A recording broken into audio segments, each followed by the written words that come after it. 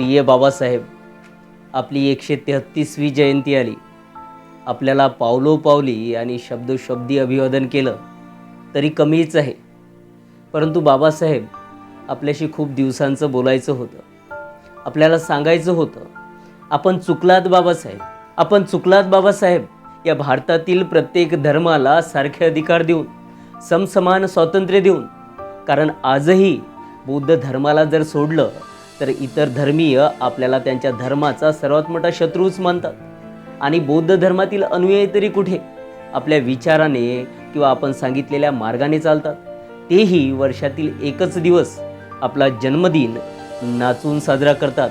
आपल्या विचाराने वैचारिक क्रांती घडवून आणण्याचे प्रयत्न करत नाही.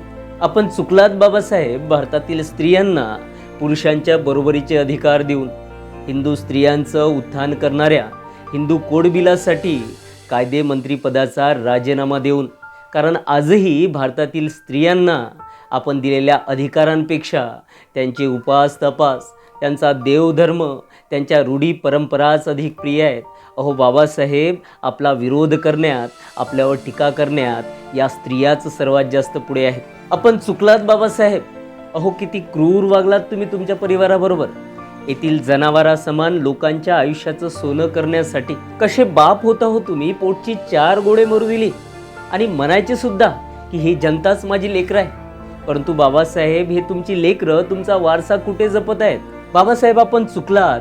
आपल्या त्यागमूर्ती पत्नीला कवडीभरही सुख नाही दिलं हो आपण. आणि आज बघा, ज्यांना आपण नवं आयुष्य दिलं त्यांना त्यांचं घर, त्यांची पत्नी, त्यांची मुलं बाळं यामधून थोडाही वेळ समाजासाठी मिळत नाही. बाबासाहेब, आपण चुकलात.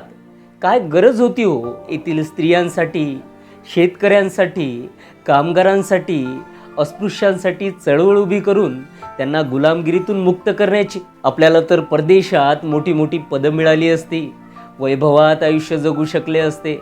अहो परदेश तर सोडाच, भारतात जरी इंग्रजांशी किंवा गांधींशी या जनावरासमान लोकांसाठी झगडले नसते, त्यांचा विरोध केला नसता, तर 100 पिढ्या जगू शकतील एवढी संपत्ती कमावू शकले असते तुम्ही बाबासाहेब.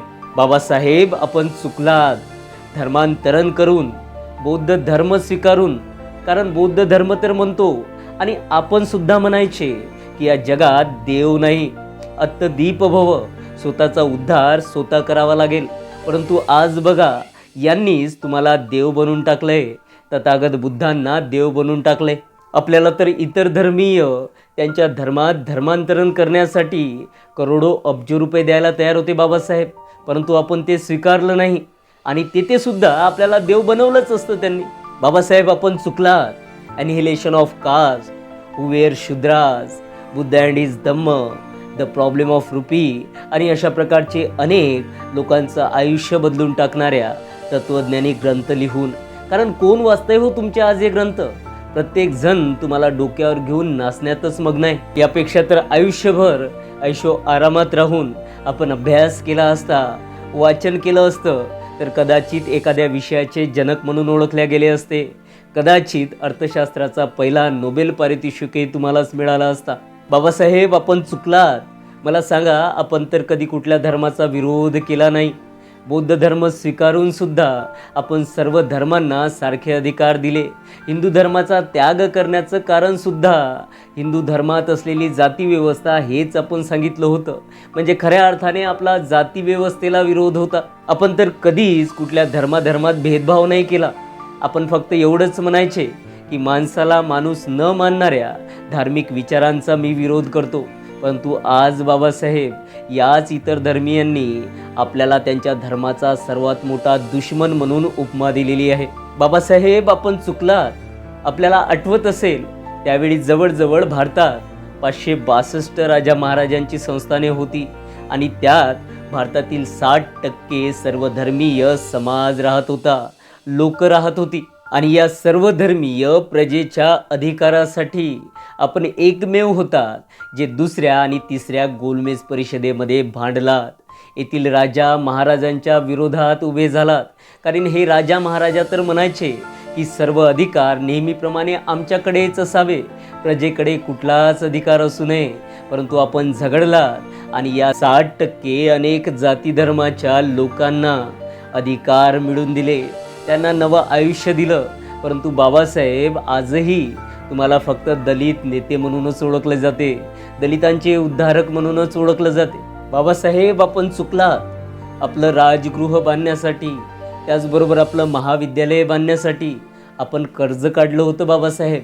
परंतु आपल्याला वाटलं असतं आणि आपण इतर कुठल्याही पक्षात गेले असते तरी भरमसाठ पैसा कमवू शकले असते बाबासाहेब. आपल्याला कधीच कर्ज काढण्याचं काम पडलं नसतं. परंतु कुठल्या पक्षाची, व्यक्तीची लाचारी करणे हे तुमच्या नियमातच बसत नव्हतं. परंतु आज बघताय बाबासाहेब, या लोकांनी तुमच्याच पक्षाचे 10 तुकडे केले आणि हे वेगवेगळ्या पक्षाची लाचारी करत फिरत आहेत. बाबासाहेब आपण चुकलात. येथील जातीभेदाच्या धगधगत्या अग्नीत जळून खाक होण्याची भीती न बाळगता, जीवे मारण्याच्या धमक्या आल्या तरी, एवढंच काय तर प्रयत्नसुद्धा झाले तरी आपण चौदार तळे सत्याग्रह घडून आणला आणि येथील जनावरा समान लोकांना पाणी पिण्याचा अधिकार दिला. पुणे कराराच्या वेळीसुद्धा आपल्याला जीवे मारण्याचे अनेक प्रयत्न झाले, परंतु येथील अस्पृश्यांना राजकीय अधिकार मिळवून देण्यासाठी आपण तेथे सुद्धा झगडलात.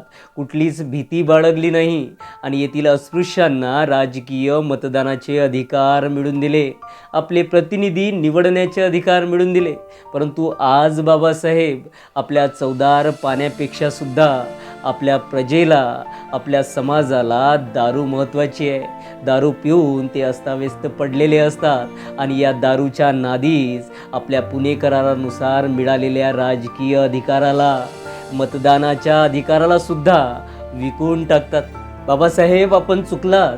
अहो, ज्यावेळी भारतात कुणीच शेतकऱ्यांच्या व्यथेबाबत तोंड उघडत नव्हतं, त्यांचं नेतृत्व करायला कुणीच तयार नव्हतं, त्यावेळी 1938मध्ये शेतकऱ्यांना किमान वेतन मिळावं, भारतातील जमीनदारी पद्धत रद्द व्हावी, यासाठी आपण एकमेव होता ज्यांनी मुंबई विधिमंडळावर शेतकऱ्यांचा मोर्चा काढला होता. आपण तर भारताच्या संसदेत शेतकऱ्यांना उद्देशून म्हणाला होतात की मला येथील मूठभर शेठजी भटजींच्या हातात सत्ता द्यायची नाही आहे, मला येथील शेतकऱ्यांमधील कुणाला तरी भारताचा प्रधानमंत्री होताना पाहायचं आहे. परंतु आज भारतातील शेतकरी तरी कुठे तुमचं नाव काढतायत बाबासाहेब?